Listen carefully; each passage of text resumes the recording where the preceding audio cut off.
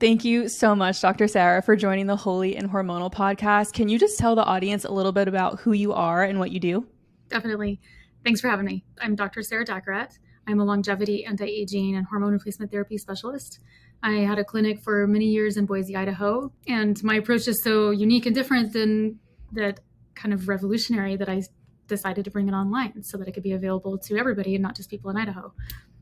That's awesome. And particularly, we're going to be talking about PCOS and a little bit about perimenopause today.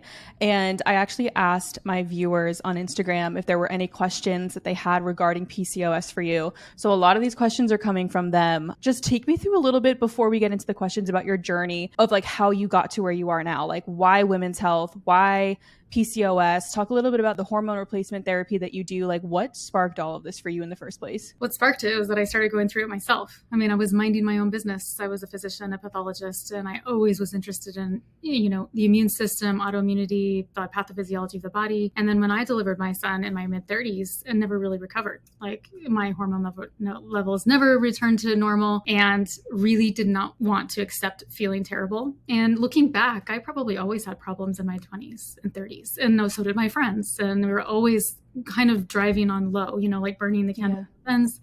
And so I started doing, when I realized it was hormones, I tried like everything on the market and realized that those products were designed for postmenopausal women. If you want to restore and balance your hormones, the theory in medicine is if you're having a period, we won't touch you. We won't intervene. Your hormones are normal if you're menstruating. And even if you aren't menstruating and you're under the age of like 50, we won't touch you. And so really it's like once your period stops for a full year and you've been miserable long enough, then we will give you hormone replacement therapy and these products are for you. But as a 35-year-old, there's nothing. Yeah. I refuse to, but we do it for men, like men. So when I started treating both men and women, you see the gap, you see the discrepancy, you see how like a 29-year-old male, if he wants testosterone replacement therapy, we know exactly what to give him, how much. I'm going to make you feel amazing. I know how to monitor it. A 29-year-old female who's going through the same thing, we're just going to you have the capacity to get pregnant. We're going to leave you alone. And this is very harmful. It's like, not only is it not fair, but it's harmful because hormones are so protective. And this is where I came across the journey of realizing that young women need help. We actually have solutions. We're talking a lot about menopause. Menopausal women have solutions. It is like the young women who do not have solutions. Our bodies need a totally different thing than a menopausal woman. Yeah, I love that so much. And not every woman's the same. Like my hormones are not going to follow the same pattern as like the woman next to me. And she might be struggling with endo or she might be struggling with like ovarian cysts. It's like every woman is so different and we're treated for the most part by the medical field as if we're just small men and our bodies are going to respond as small men. And it's just so not true. So let's dive into PCOS for the remainder of the episode. So what is PCOS and how can someone get a diagnosis? PCOS is like a collection of, criteria from like lab and symptoms. But really, I love that you mentioned that like everybody's different. It's because one, it could be the same reason why everything's happening, but your genetics, your lifestyle, the diet, a lot of it's genetics of how you present. Whether you get endometriosis or you get PCOS or you get early perimenopause or you get just perimenopause, this is dependent largely on probably genetics and how you metabolize the hormones. And so PCOS is where I think the origin is low progesterone. So there's some debate out there, right? Some people will say, what's the chicken and the egg? Did it maybe start from insulin resistance? And maybe these women gained weight at first, and then they became insulin resistant, and then this caused the vicious cycle. I disagree with that completely because I've seen enough women who really have their diet. Like they've done they're literally doing everything. It's like maddening how frustrating PCOS is because you're telling them the thing that they need to do is lose weight, but they can't. And then what are we first of all, it's not helpful. And so I think what's happening is that young women are being impacted disproportionately by environmental chemicals. So like 25-year-olds, say 21-year-olds, the fragrances in all of our beauty products, right? So we've got phthalates, we've got plastics, we've got pesticides that are on everything. We're being told to eat plant-based diets, but they're full of pesticides. And I mentioned plastics and BPA. These bind to the estrogen receptor. They do not bind to the testosterone receptor. They are not impacting men. They are impacting women. And I think women need to understand that the environmental chemicals are hurting them. Right. So they bind to the estrogen receptor and it prevents your own estrogen from binding. We call this like estrogen dominance, which is really unfortunate because that's not what's happening. They're not estrogen. They're preventing your own protective estrogen from binding. And when this happens, it suppresses it's like acts like birth control. So you could basically say that these environmental chemicals are making us infertile. They act like, or you're taking birth control.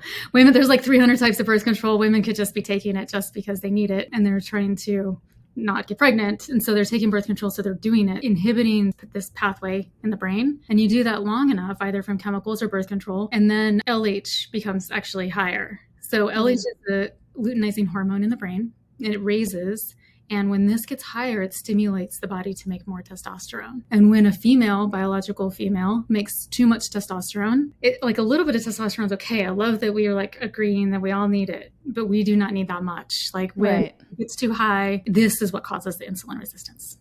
That's fascinating. Insulin resistance. So then they start to get this insulin resistance picture. The insulin resistance gets worse, and then they gain weight uncontrollably. And kind of like is this slow progression. So they'll start to gain weight. And then the more weight gain obviously causes more insulin resistance. Testosterone can store easily in the fat and convert to estrogen there. And the body is trying to make estrogen because there's no estrogen around, right? So it's this like really vicious cycle where the body is trying to make estrogen. It can't. And these markers go a little bit crazy, FSH and LH, and then testosterone gets too high and progesterone and estrogen are too low. So she's essentially imbalanced. But what she sees is weight gain, bloating, like significant bloating. And it's what testosterone does to the uterus. And this is why she gets so much bloating when you talk to, like my sister-in-law had it, for example, and it's like, they get bloating in the midsection. It's really hard. Like for them, they look very pregnant, actually, they're not. And so, and this can come with the cycle. And then they also get hair on their face, right? This is also from the testosterone. Acne, like acne, it doesn't have to be the jawline. They start to lose their hair on the top of their head. It's devastating, right? Like the kind of physical impact that they will get. I've had clients come to me that say they're devastated because they get asked if they're transitioning to the male gender when they're not, and they can't do anything about it. And they are literally starving themselves. I mean, this is like women because they've been told that it's their diet. Yeah. And then we would never tell a man to just like change his diet. Right. So anyway, that's kind of what all of you that know on the phone, you're like, yes, I know, you're shaking your head. Like, this is exactly what it is. Yeah. I want to just encourage women listening. It is such a crazy, debilitating, and like mentally taxing disorder to deal with. And it's not just reproductive health, it's metabolic health, it's so much more than that. And for anyone who doesn't have PCOS that's listening to this, if you've ever like just grown up and naturally just gained weight and it's hard to lose weight, you know how difficult and how frustrating and annoying it is to just be told like, oh, stop eating so much. It's like, no, like we cannot encourage women to stop eating. Like that's just going to make their health worse. The cortisol is going to get so much higher. It's going to contribute to the PCOS getting worse and worse. So it's like this never ending cycle of just pain and agony for these women. So like, what are some of the most common myths of PCOS? Like, do you have to have ovarian cysts to get a diagnosis? No, you're right. This is like a great conversation. Like, so like the first to back up, you're making it worse when you're fasting. Like, right. So women get worse. Women arguably shouldn't be fasting. Maybe like we can get into like a lot, even I used to be a big proponent of it. Hormones drop when women's fast. And so you're already taking estrogen, progesterone that you need and dropping it by fasting. Birth control is the other solution. I might have air quotes for nobody can see me. Like for PCOS, that makes it worse.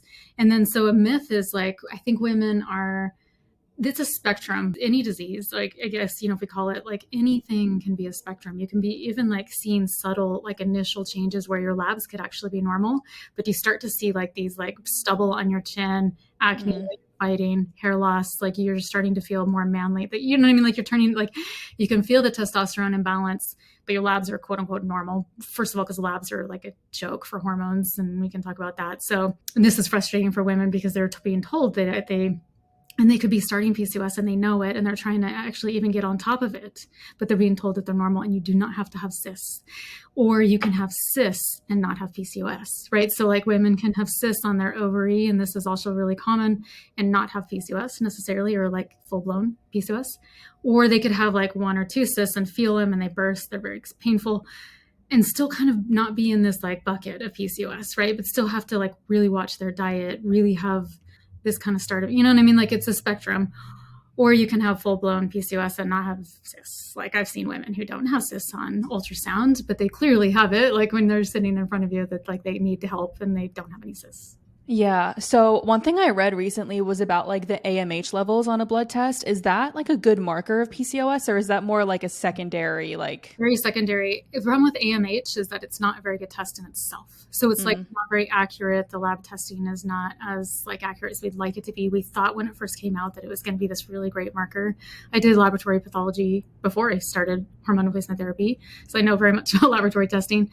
And it just hasn't turned out to quite be that. It might help with family planning a little bit, but FSH and LH are much stronger markers that are more predictable of what's going on in like a past 30-day window. So like when we look at absolute values of like estrogen, testosterone, the problem with these labs like hormones is that the hormones are stored in the tissues. They're not in the blood all the time, right? So like testosterone stored in the fat. So like your testosterone could be elevated, but it's like not showing up on a lab test. It's stored in the saliva. You know what I mean? Like it's in the, yeah. And so they're not very reliable in that we get, you maybe happen to get a peak or not get a peak. I've seen women with hair on their face and their testosterone are totally normal. You're like, it just isn't like, we have to ignore the lab in that case. You have to like be just looking at the clinical and what she's telling you. You always have to believe her because she knows more. Like, hey, she's telling you the last 5 years, she's doing this and this and this and this, and she's like using all these creams and her hair is falling out. And like, there's problems here over a lab test. FSH and LH are a little bit better markers because it's basically telling you what the brain thinks. Does the brain think that there's enough estrogen around? If the brain doesn't feel like there's enough hormone around, then these markers will change. And that's a little bit more of an indication than an absolute. So when you're sending people for testing, do you send them for blood work or do you send them for like a Dutch test or like a saliva, something? Like how would you even test someone? I personally, as a practitioner, do not trust like Dutch testing because it's all metabolite testing in the urine, which is not the gold standard. They've done a great job with marketing. It might play a role if they're doing like oral progesterone or something to follow. But generally, like I see so many women come back with this blanket result of like estrogen dominance. And it's like, doesn't it, like, first of all, estrogen dominance is, we can talk about that. Women are being told, endometriosis patients and PCOS patients are being told that estrogen dominance is their problem. That, hey, you have too much estrogen and that's why you PCOS. It's like, no, you have too much testosterone. That's why you PCOS. Why are we blaming everything on estrogen? And then saliva testing is also not that great because they're stored there so much. The gold standard is serum. It's still blood testing. And it really, for PCOS, you do want this collection of markers that's like shows high testosterone, high LH, what is the insulin doing? A lot of traditional doctors won't order an insulin when it really is like pretty valuable in this case.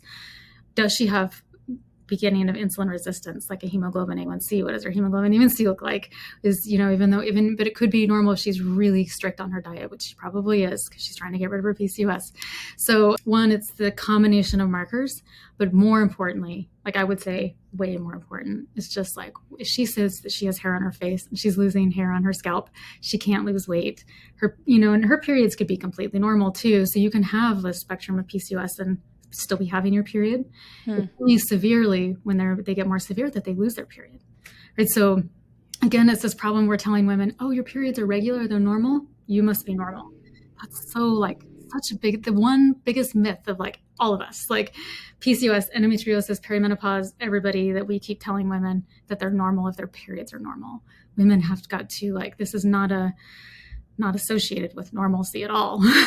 Yeah. Wow. I feel like I'm learning so much. It's like some things that you're saying, like I always thought a Dutch test was like super accurate. And so I'm like, I've never done one myself, but I've been like, oh, maybe try a Dutch test. I don't know. I've heard great things about it. I just feel like my eyes are being opened so much more. And like, this is why information is power and knowledge is power. So for someone who thinks they have PCOS, they have super irregular periods, what's like actually biologically going on for a woman to not ovulate? This LH is super high is what, that's what's causing the infertility as well. And the testosterone is too high. I've seen, it's really, testosterone is like the rave. I'm sure that you've heard it's like a rave, especially in older women. It's like you need to even inject testosterone. I mean, younger women, if you're in this age group of trying to get pregnant or worried about fertility, testosterone was what can make you infertile. I mean, when you look at birth control is not hormones. Like if anybody learned anything from this, it would be like the birth control is not a hormone. We call it that just to confuse women more. I think the misinformation is intentional. We call it that. And then we tell her that oh, hormones make you crazy. He's like, no, the birth control is making you crazy. And it's not hormones. And what it does is it binds to the receptors, much like these chemicals are, and it lowers your hormones to zero. It suppresses your own production, which is what's making you fertile. Hormones make us fertile. Estrogen and progesterone make us fertile. And birth control, there's like 300 types. Most of them are derived from testosterone, the chemical. Interesting. So they bind to these receptors and mimic testosterone in a lot of different ways. So yes, we need testosterone, but it's not like what's going to make you fertile. You know what I mean? So this infertility in PCOS is arguably from this really high testosterone, which it's not been well established. Like I think there's some literature out there, but people generally look at testosterone reference intervals for menopause. So all the studies, I want women to realize this, that the studies were done on 50 and above, like that population has been studied. Your 25-year-old self has not been studied. We do not know like what your optimal testosterone should be in order for you to be fertile. And it's definitely not 700, which is really what it ends up being when you have PCOS. It ends up being above 100. And this is so high. Like when I can tell you, anybody on the phone, that when I do hormone replacement therapy for older women, it's really, they feel their best when it's kind of like around 40, 50, 60, you know? So it's not like, if you get a test and your testosterone's like 70 and above, it's just fine. If you feel great and you have no symptoms, then it's fine. It's for you. But that just something to like manage and like keep track of as you age more. Something that's bonkers to me is hearing stories about how women go to their gynecologist and they present with PCOS symptoms and then they just tell them to get on birth control. Like I'm very fortunate. I have a fantastic OBGYN, fantastic. He delivered me from my mom. He's like been in our family for a very long time. And he's always like, it's just a Band-Aid. Like I can put someone on birth control, but like I'm going to give them informed consent. Like, hey, if you plan on getting pregnant in the next 5 years, like I want you off of birth control way before that, because like you need a runway to prepare your body to get pregnant. If you have PCOS or endo or whatever it is and you're going on birth control, anything could happen, you know, but like it's less likely that you're going to get pregnant super quickly because you just shut down the communication between your brain and your ovaries for how many years? Like it's only natural that your body's going to take some time to like get that highway of communication going again. So I just think like doctors are doing a complete disservice to women just handing out birth control. And I'm sure this aggravates you more than anyone else because you're a doctor in this field. You nailed it. It's devastating, actually. Like that this has become a treatment. It's not a treatment. It's birth control. Like, and you should have informed consent that this is for not getting pregnant. It's not for acne. It's not for heavy period. It's not for PCOS or endo. It's not a treatment for anything. And I mean, we'll see older women on it for hormone replacement therapy. It's like not even hormone replacement therapy. It's weird. Like doctors think it's like the solution. Here, you have a girl problem, then here's some birth control for it. It's sexist. It's all kinds of things, right? And we don't do that to men. We don't make a fake testosterone and give it to him for everything. It's absolutely a Band-Aid. And I'm glad your doctor is like, it says it's not a solution. Yeah, he's wonderful. So you talked about environmental toxins being a huge like culprit for PCOS. Is there anything else that you're seeing in this generation particularly that like people might not be thinking could be contributing to a hormonal imbalance that you want to raise awareness for? Birth control. I mean, like these are like the two biggest things impacting women, and like the women that were put on birth control when they were 15 for heavy period are potentially the ones that we're seeing now with endometriosis and PCOS really struggling. There is also a variant that's in the population that needs to be studied more, that women metabolize hormones differently, right? So there are women that metabolize them very slowly. I would say that's kind of rare. And then there are women that metabolize really, really quickly. And so these big genes, like they can have polymorphisms in them. It's just epigenetics. Like, so polymorphism in the gene, and then the women will metabolize really quickly. I would say that just anecdotally from like my work with women, that the fast metabolizers tend to have the ones with endo and PCOS as a young. Interesting. So like, even if they're doing everything and they didn't have birth control and they, really trying to clean up, like they don't have the chemicals on their lotions, they're doing fragrance-free stuff, they really are trying to avoid all the endocrine disruptors, and they're still having problems. They could be a COMT, which is the gene COMT fast metabolizer.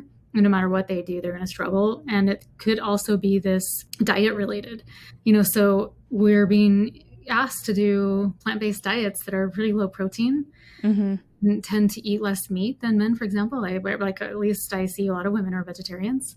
And so vegetarian, not that there's anything wrong with it, but I'm just telling you, if you're a fast metabolizer and you don't eat enough protein, you're going to tank your hormones. Like you have the potential to like do this and get hormones are protected is what I'm saying. So if estrogen and progesterone drop and you're not keeping them optimal, this is where you would start to see PCOS kind of like rear its ugly head in you. And it could be any woman is susceptible to it at any age, really, until the menopause. Does that make sense? Yeah, that makes so much sense. I didn't even think about that. What you said, it was a gene COM. What did you say it was? COMT, like all capital letters. COMT. I didn't even know, like, to even like look at that or recommend someone look at that. It's they tend to have other symptoms. Like when we talk about PCOS, we talk about these physical ones, and I think it's because it really impacts women's. Like obviously, it's hurting them.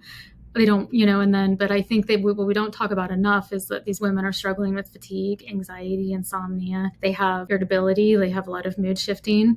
They're being put on antidepressants or anti-anxiety, potentially like brain fog and ADHD. Like fatigue's a huge thing. And it's because their hormones are like zero and they have a ton of testosterone, and the testosterone's making them super tired. So like when they say I can't get out of bed, or this is causing more than just like a physical thing for these women. They are really like don't feel well.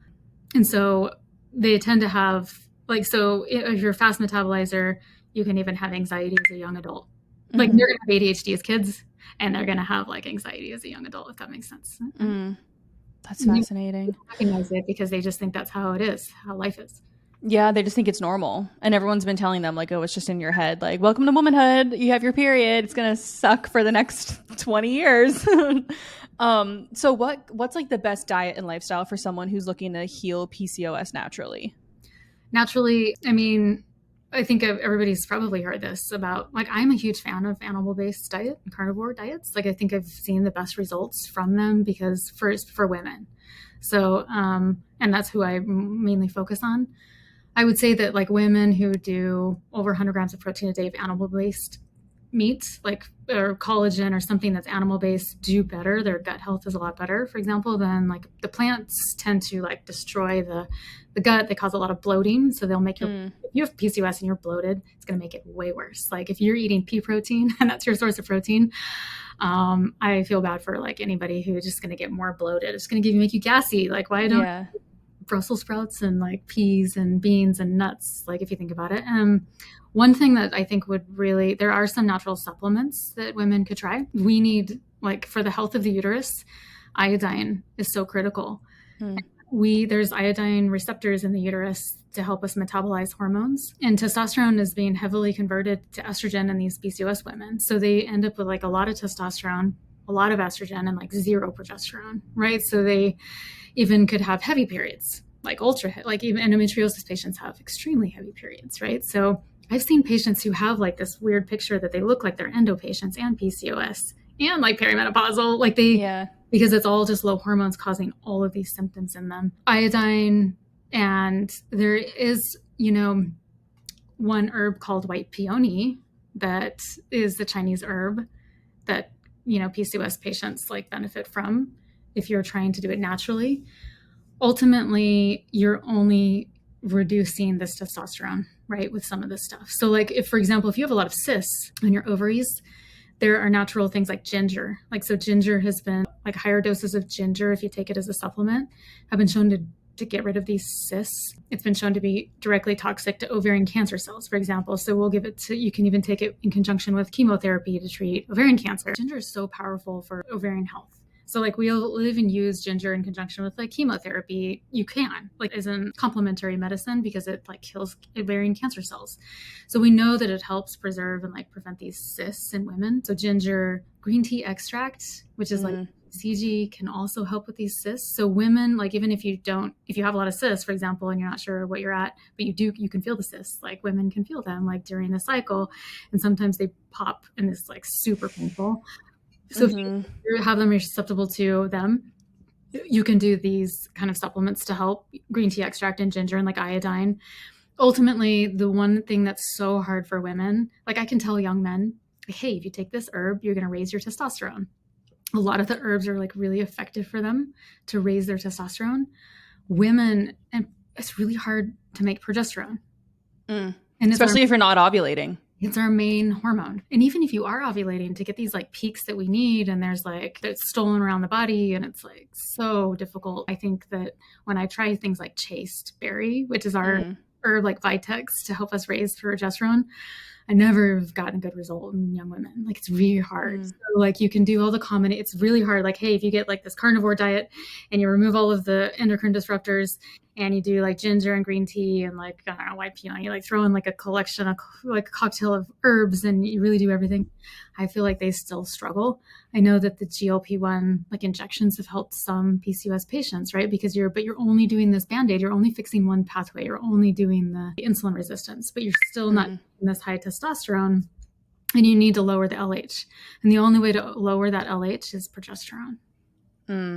So for the women who are listening to this, who are thinking about supplements, all this stuff, like, you mentioned fasting. I've heard a lot of mixed reviews about fasting. I don't fast because Fast Like a Girl kind of like took this whole world by storm, but like, I just can't get behind the idea of fasting for women, knowing how sensitive our hormones are already. So for PCOS people specifically, why is fasting, in your opinion, good or bad? And then a follow-up question would be like, what about like low carb?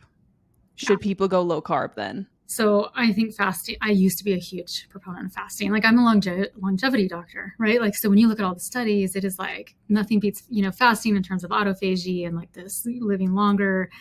And then the more I've done this for like years with women, and the more I worked with them, I would realize that once they did a fast, like they always had symptoms like the day after. And this is very real. You were very right. Like, it's very much linked. Our blood glucose levels are linked to our hormones. I don't think we've studied it enough. I don't think we understand it enough. I just can tell you what I hear women say. And I hear it over and over and over again, like 1,000 times, that enough that I was like, well, okay, stop fasting. Instead, if we want anti-aging and longevity, let's be honest, most women are not fasting to live longer. Yeah, they're fasting to look skinny. They're fasting to lose weight. Like, nobody's like, I think I'm gonna like skip breakfast. I'm not gonna biohack my health to live to 95. They're like, I want to fit into my bikini. Nobody is doing that, and so I think we need to be realistic about like what women are really fasting for. And we have not been taught like how to eat. Men are taught like it's easier for them. They also want to bulk up and gain weight, so they're taught like how to do that. We need something completely different. And it's about keeping our blood glucose very stable. And if we do that, then we can, and if anybody on the phone has done a fast, it's like, or on the call has done a fast, it's like, you feel terrible after. I've done these 72-hour fasts and I eat worse. I gain more weight. I feel so unstable after the fast that when I'm trying to get back into eating, I feel kind of great that last bit of it, and then the wheels fall off the bus almost for every time. So personally, I also stopped fasting. But this blood glucose, it's like we need to pair fats, carbs, and protein together in meals so that the more you can keep your blood sugar low and stable, the more you will notice your hormones are low and stable. And a lot of it's because when we have spikes in insulin, the ovaries are very sensitive to insulin. They're actually a signal for the ovary. And so when you have more insulin, your testosterone is going to go up. So that's why women are like, oh, you eat a lot of sugar and carbs or whatever, and you get this mood instability, and it's real. It's not like in your head. This is like very real thing. It's testosterone being spiked potentially. And so anyway, if you can keep your insulin lower, you can keep your testosterone lower too. So women will notice when they go on a low carb diet that their hair won't fall out as easily, for example, too. And it's kind of like a thing they'll notice that their skin will look better and their hair will look better on a low carb diet too, not just losing weight. And it's because you're keeping this testosterone in the range that it's supposed to be in and not too high. Yeah. So that's the argument about potentially low carb. So, but it has to be like keto, low carb. So there's also these are really hard to sustain, right? Yeah. Oh my gosh, 20, I can't do it. I don't know. Congratulations to whoever can do it. Yeah. I like fruit and honey and stuff. Like, what's the point of? Yeah. And like complex carbs, like use your sweet potatoes and your brown rice to your advantage. They're going to break down slower in the body.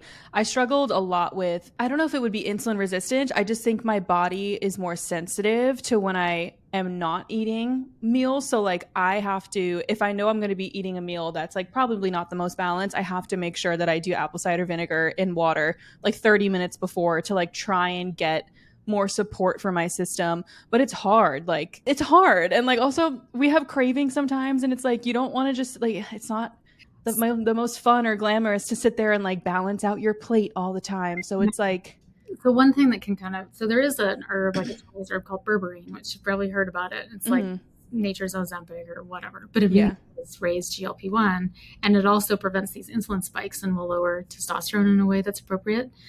So for somebody like PCOS, this helps because it will help with the blood glucose. Again, it's more of a Band-Aid. Like with PCOS, like I would say, we can talk about what happens when you start HRT. Like I can tell you who started it and what happens to those women and what their journey looks like. But if you're trying to do it naturally, I think PCOS patients kind of try everything first. But the berberine, like it does help, I would say. But again, it's like the protein. So when women have cravings, like I would say like the sugar and chocolate, and it's around my cycle, and like it's also very real. But dopamine. So estrogen makes dopamine in the brain.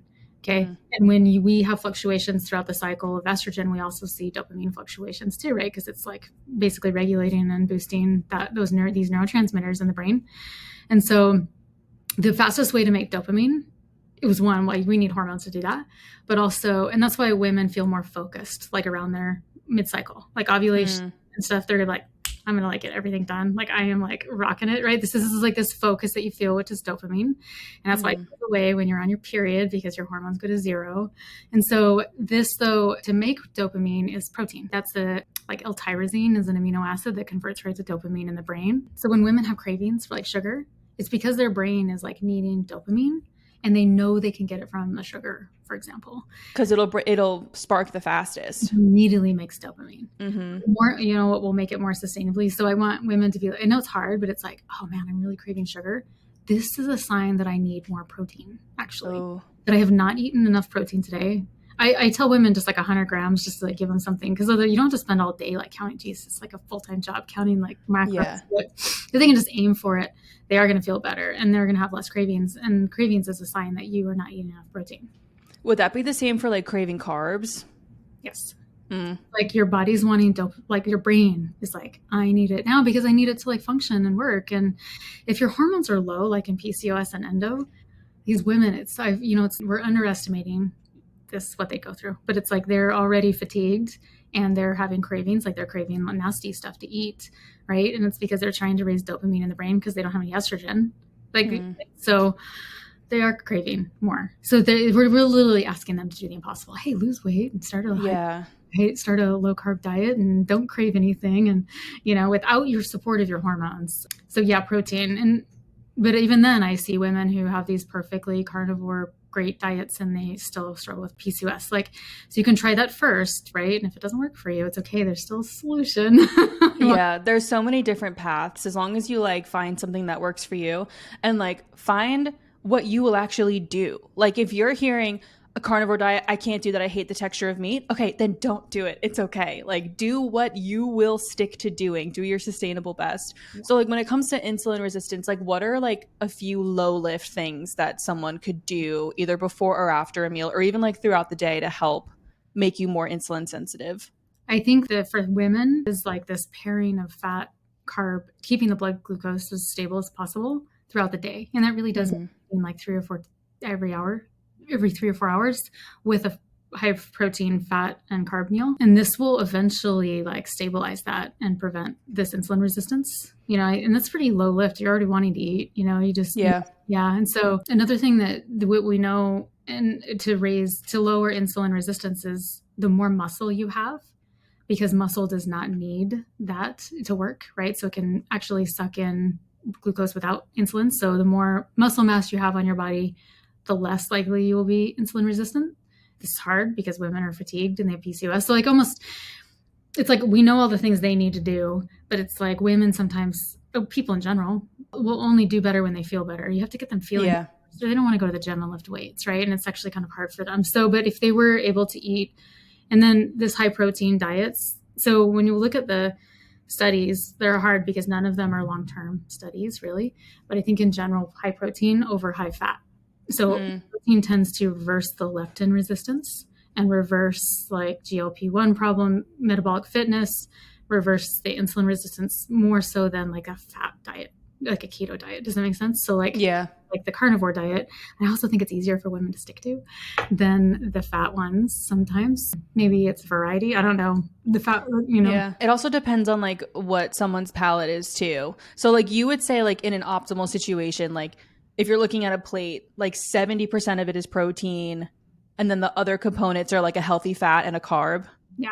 That makes sense. And then I also like in my studies on my own time, muscle mass is so important for PCOS. And like especially just for women in general as they get older, like we naturally lose our muscle mass. So like is muscle mass mostly more important for PCOS people because of the estrogen, or is there more to like building muscle for PCOS? It's like the problem is we need hormones in order to build muscle. So we need, estrogen and progesterone and testosterone to make muscle mass, and they're low, are all of them except for testosterone in women in PCOS patients. I think the problem is too that testosterone is high enough for them to gain muscle, but they feel fatigued. Like they can't work out because the testosterone is making them fatigued. It's too much. It's for them and it's not the right hormone, all of it. So it's like they're fatigued. And so, but we need the hormones to make the muscle. And so that's why muscle mass declines as we get older. So like as you get in perimenopause in your 30s and 40s and above, we're telling women you need to like eat a bunch of protein and lift a bunch of weights. But I think in reality, like women, we don't need that much muscle mass. We just need what we had when we were younger, but we need the hormones, right? And this is really what prevents this frailty. Women can really bang their head against the wall, just trying to do the diet and exercise and not, if they don't care about their hormones, then they miss that part of it. They're not going to get the results that they want. That's the problem. Mm-hmm. I'm saying like, we know that we need to get to those other places, but you can't do it without the hormones. Like they're foundational. You're like the foundation of your pyramid. If they're not there, they're not optimal. You could try all the other stuff at the top, the diet and the exercise, and you're going to struggle. Yeah. So for someone who is maybe in perimenopause or wants to get pregnant in the near future and has PCOS, like what's the first thing you recommend them to do? So if they've tried, I guess by the time they're coming to me, they've tried everything for like years. They've already tried this like diet and weightlifting and trying to get their cycle back and eliminating of everything, I would say in general. If they haven't tried that, they should try that first, just because like if you can get that cycle going again by eliminating the chemicals, make sure you're not on birth control. So no birth, and then eliminating the chemicals and doing the diet and weightlifting and, the circadian rhythm, like sleeping, maybe trying like a few herbs and supplements like along with that. And you've already tried that and you are looking to get pregnant, then hormone replacement therapy is an option. So we do have women who have tried everything and they want, like, they're in their 20s and they know they want to eventually, maybe even if it's in their 30s, get pregnant. Then hormone replacement therapy is an option now, but it's always like you want to try the other stuff first, obviously. Yeah. Because it is better. If you can get your body to do it, obviously it's better. But my recommendation would be like, okay, you shouldn't go too long, right? And let it progress if you can't get on top of it. Yeah. So I've heard a lot of mixed reviews about HRT, but yours is bio-individual or bio-identical. I think that's the word for it. Hormone replacement therapy. Why is it different than other HRT? And like, what makes it so effective for your patients? Yeah. And let's talk about PCOS specifically, why it might be more effective. Because like if you were to try like a patch and a pill, like I mentioned, those are for menopause. That's a menopausal treatment. And it's because they're microdoses. It's like a tiny, tiny amount. It's just meant to like stop hot flashes and vaginal dryness and like some of the most severe symptoms. But with PCOS, like you're really trying to mimic, like you want to bring a 25-year-old back to like her state of what she should feel like as a 25-year-old, right? Like, what is she like? What are the hormones like? And even though you can't mimic like a natural cycle, you just need to suppress this LH in a way. This has not been studied well enough. Like everybody is probably not surprised to hear me say that. Yeah. But the reason why it'd be so much more effective is because it's more capable of getting women, like younger women, like they're going to notice it. If you do a patch and a pill, you're not going to notice it. If you do Oestra, which is our treatment, you're going to notice it. And what happens when you first start, like in hormone replacement therapy, is that there's like for PCOS, you get more bloating. So this is like one thing that's really hard for PCOS patients specifically that makes their journey different than any other female patient starting hormone replacement therapy. And I'm sorry, like I feel really bad about this, but it's also like, hey, the reality is that like what's going on in your body didn't happen overnight. And it's also not going to be fixed overnight. But when you start progesterone, which is your main hormone, which is the one that you're missing, that's probably maybe started all of it in the first place and needed for the brain to calm down, converts to testosterone in the body. So initially when I give you hormone replacement therapy, it's like, I'm going to make your testosterone even worse, like those first few weeks. And that causes the bloating. And then you've also got PCOS that's like a pathology in the ovaries and uterus because you've had, let's say, high testosterone for like a year. Your uterus is going to be different. Like there's going to be some abnormalities within it, and it's okay. It just has to heal. And so iodine and like those supplements that we talked about, but the progesterone will eventually help it heal, but the uterus almost gets like swollen and it's bloated. Like they really get bloated, swollen, very uncomfortable feeling for the first, like I would say 4 to 6 weeks. And this is hard. So I always tell PCOS patients, like this is going to be like a 6-month journey. If you want to, like, your period will come back. So if period's absent, you have PCOS and it's gone, you want to get pregnant and you've tried everything else, and you're literally like, okay, I need to try this because I want to have a baby and I'm in my 20s and my period's stopped, right? And this is like kind of this last, you should be like an alert that this is happening. The period does come back. It'll come back like, call it 4 to 6 months. And sometimes it comes back right away. So they'll start to see like that bleeding and shedding. And that's pretty reassuring for PCOS that it comes back. And then the bloating over time just goes away. And we recommend a few herbs to help with that. And digestion also gets screwed up. So when you have testosterone that's really high and PCOS for a long time, your gallbladder like doesn't function as well. Some of these patients have small intestinal bacterial overgrowth. They get like fiber diets. I think what I've heard a lot lately is that PCOS patients will come to me and they'll be like, well, I was told to do this really high fiber, low fat diet, and that this was like going to cure my whatever insulin resistance and everything, my PCOS, and get rid of my estrogen dominance. And I had to eat all this fiber, and they're eating like a ton of fiber, and that's making their bloating worse, as I mentioned. And so I'll usually recommend that and then this also makes their digestion even more sluggish. Like fiber makes it worse, you guys. Interesting. Fiber's making it worse. They'll do these quote unquote hormone fiber diets. And then their digestion is already really sluggish. And then you start them on estrogen and progesterone and they get even more like gassy and bloated. And then you can just tell they can't eat what you're asking them to eat, which is meat, because they've been eating like the fiber, you know what I mean? And they need to switch. So I would say that there is like 6-week to 2-month healing where PCOS women have to like kind of change their diet, like get the digestion going again. But luckily there are supplements that help with that. But once the testosterone like gets lowered, like this is like money, they're like key. So then they can really like start to heal and they start to see their skin clear up, their hair like normalizes, you know what I mean? And the period comes back. And once they can kind of start to see those signs, knowing that if they still have, like you said, if you're going to get pregnant in your 30s, you're 25, you should be thinking about this now. Like you really want to reverse this. You have time. If it takes you 6 months or a year to heal, that's okay. Like this is like a journey that you can prevent and cure this PCOS for the rest of your life. It's all right that if you're going to be bloated for 3 months, right? It's okay. Yeah. Work on this uterus and it does eventually go away. Like it does. Like that PCOS is like, you would say it's like curable or reversible? Totally. 100%. Wow. Yeah. They almost really have to be on top of it all the time though, knowing that they might be susceptible to it. So like maybe the diet's always going to be like the diet for them, and that's okay. The longer they reverse it, and how longer, like let's say they're on hormone replacement therapy or these herbs, whatever's working for them, they will gain that metabolic flexibility back. So like, for example, they can have like a latte and not gain weight, or you know what I mean? Like they can stray a little bit from their diet and have the flexibility to not go, the wheels fall off the bus. So that will eventually come back. It's not that it's forever like that for them. It takes some time. Yeah. So with your specific hormone replacement therapy, how do you make it like bioidentical to someone's hormones? Like what is that whole process like? And like, does someone have to be on this forever? I mean, you just basically said it's like a month's journey, but like walk me through, like I'm a patient coming in, explain to me how you'll make my body better. Yeah. So as like a young patient, PCOS, like I usually one thing to remember is that like you can get pregnant on hormone replacement therapy, right? So it's not birth control. And so just be careful of that. Like if you're going to try this journey, the question of whether it's lifelong is really just up to you. Like we see men who will do testosterone for like a year and then they decide that they want to try it without and see if they can do it. Whatever, they got the diet and everything and they want to try it and they are successful off of it, knowing that they can always start it again if they need it. Mm-hmm. Right. So women should have the same attitude that this is not necessarily like a lifelong thing for you, but you can use it to heal. You can even get pregnant and then decide if you want to start it again, right? So this can be something that we can use in transitionary periods, like postpartum, like women struggle, like I did, right? Like this is something we don't talk about enough, how hard postpartum period is, that you don't have any hormone support, but you're expected to like take care of this new child. And so like you could use it in a postpartum period and then kind of go off of it and see if like you recover, right? So it could be a short term. We have self-driving cars. We do not need to feel miserable for like a year, right? Like, right. So it's like we have the knowledge and the capacity that we should be able to keep our bodies healthy.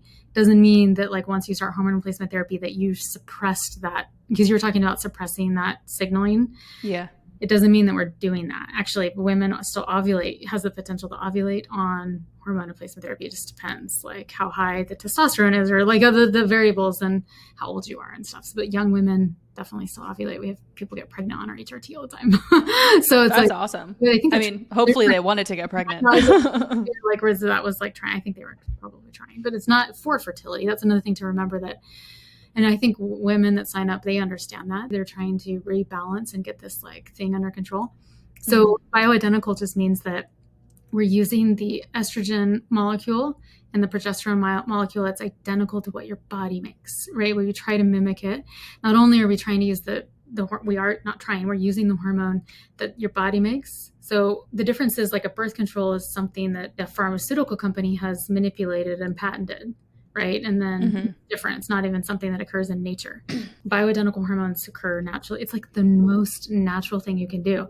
I would argue that it's more natural than an herb. Like we don't make Vitex and chasteberry, or we don't make these in our body. We make these hormones. So if women were to think of it that way, that like I'm actually just taking what my body is struggling to make right now, and will identify and be like, oh, I know that. I know that binds to the receptor. I know exactly what to do with that. Right. Yeah. And even if I'm having this like period of bloating that feels not normal, it's okay because it's like this pathway of journey, but if they automatically know that the hormones are doing beneficial things to them, it helps. And then like I try to mimic the way our body metabolizes it. So the interesting thing is that women, all the other formulations are like oral. You take a pill, like the liver metabolizes it. That's not what nature does. Like the liver is not supposed to metabolize hormones as much as we think it should. And we don't give men, I just want to point out that we don't give men oral hormones because it's like an inferior way to take a hormone.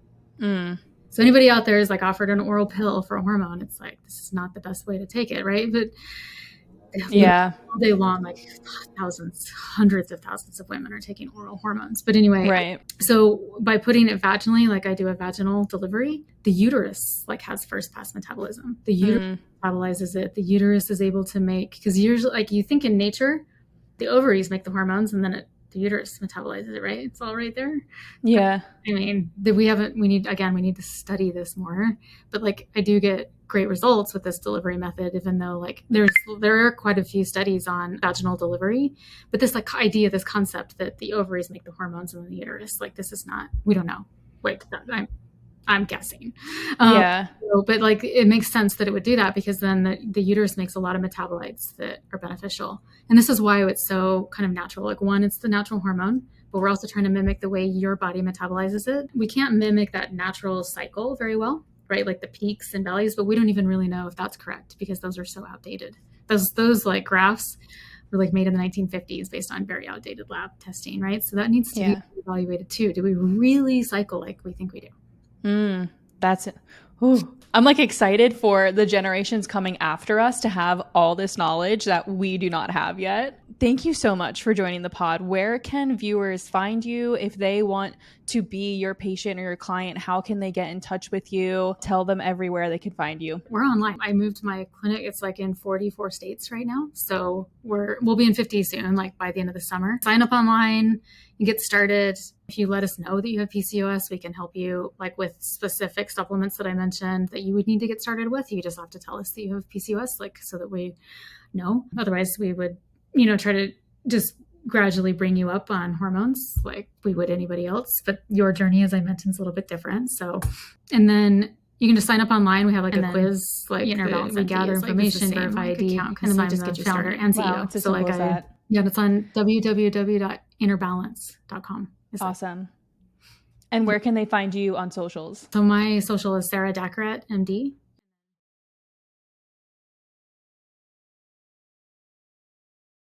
Like, there's more information there. We're putting out more information. In my opinion, I think you're doing such amazing work, right now, and I'm so honored for the wisdom that you brought to the pod. I know that there's women listening right now who have you can reach out felt a burden lift off of their shoulders, just putting to language things that they couldn't explain. And you could just tell that you really care about women and you want the best for them. And I just thank you so much for joining the podcast.